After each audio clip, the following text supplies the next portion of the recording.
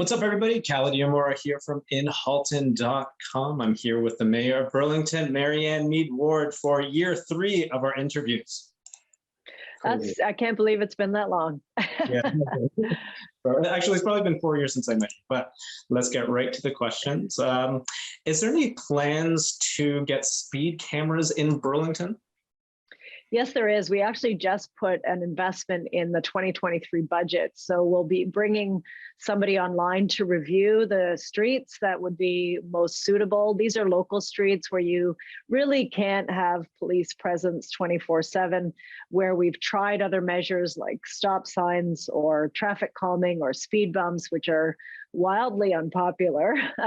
Or if you feel that there's speeding on your street, you want more of them, but they don't always do the trick. So we're hoping to review streets. We'll do that work this year, and then start to install some speed cameras in 2024. Awesome. All right. How many new homes does Queen's Park want Burlington to build, and can the city actually meet it? So the pledge that we have been asked to take is 29,000 homes.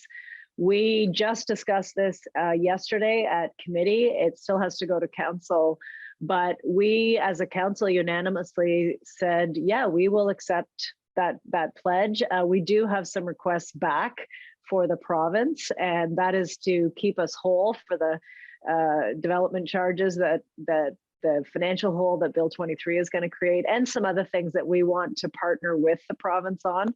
But we know we can achieve that number because currently we have 21,000 over that now. Units being processed are under review right now by our city. So there's huge interest in Burlington. We know we can accommodate the growth around our GO stations and other select growth nodes. And there's some new properties that have come as a result of a recent minister's decision. Bronte Creek is one, 1200 King, where we can accommodate more mixed use. So we believe that we can meet that number. We are more than willing to do our share to address housing in Ontario. And we also have some help that we need back from the province. Awesome. All right. Got a question here from an Instagram viewer. Can you give us a progress report on Burloak's underpass? When will it begin? And when will it begin? The construction will begin about a year from now. So the detailed designs are almost complete. There will be some public meetings coming up. They haven't been scheduled yet to let people know what's coming. Once construction starts in 2024, so next year, there will be a full road closure for about a year and a half of Burloak. So we'll give folks lots of time to prepare alternate modes of travel for that.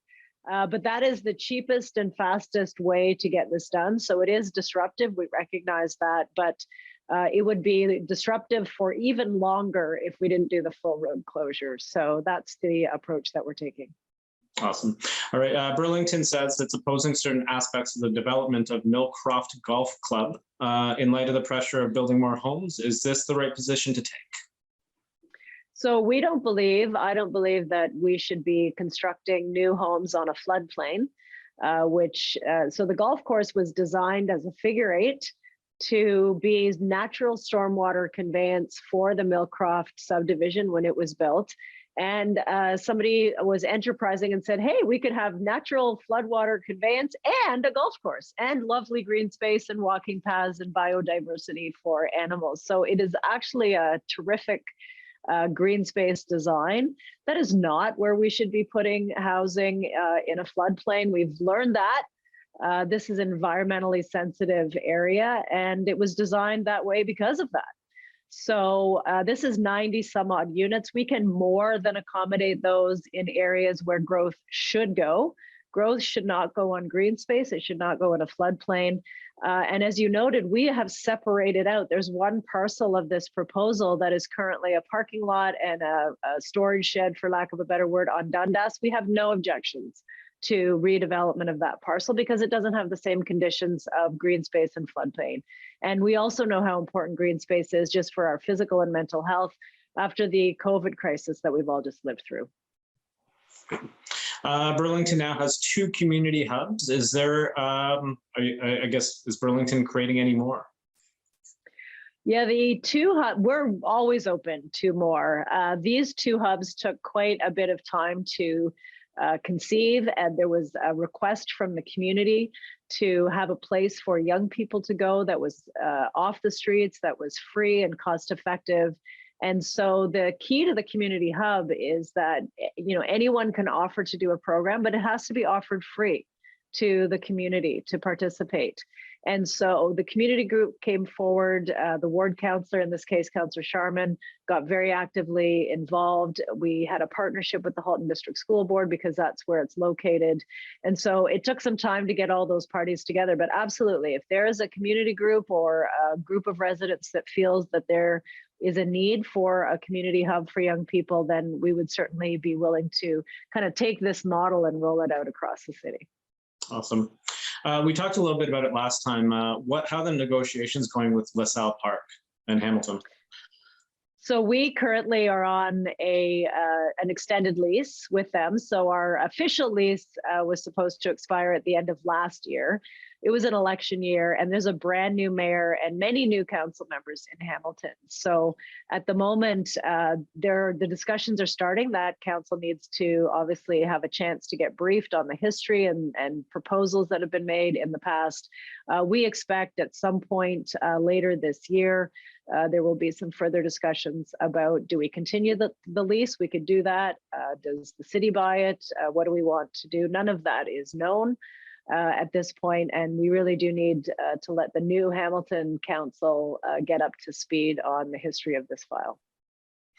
Mayor, this is the fastest interview that I've ever had with you. We're 7 minutes in. You know, we went as long as 45 minutes before. Is there anything else you'd like to talk about? Actually, yes. Well, this is committee week here at the City of Burlington. So there are, you know, literally dozens of reports that the public can read, and you can tune in. We live webcast, so if you want to check them out after, that's available to you. But I would like to note two items that I've brought forward in participation with my new deputy mayor of Business and Red Tape Reduction, that's Kelvin Galbraith. We know that there are some challenges in getting development permits processed, whether that's for large developments or smaller ones. And so yesterday, council approved a memo from myself and Kelvin to take steps, directing staff to take steps to clear up the backlog that we have in Committee of Adjustment variances. So people wanting to redevelop their property or their homes. Normally it's about a 3-month, you know, from start to finish, and it's closer to 6 right now. We know that's caused a lot of pain and heartache for people in our community. And so council unanimously supported taking steps and directing our staff to clear that backlog. There's a whole bunch of options that they'll be looking at.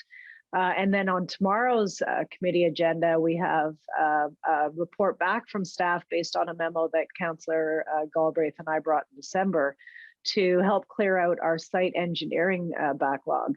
And they're asking for 8 new site engineers, but the good news is this will all be funded by, it's a fee for service. So people pay for their permit, and then, so we're looking at adding significantly more staff.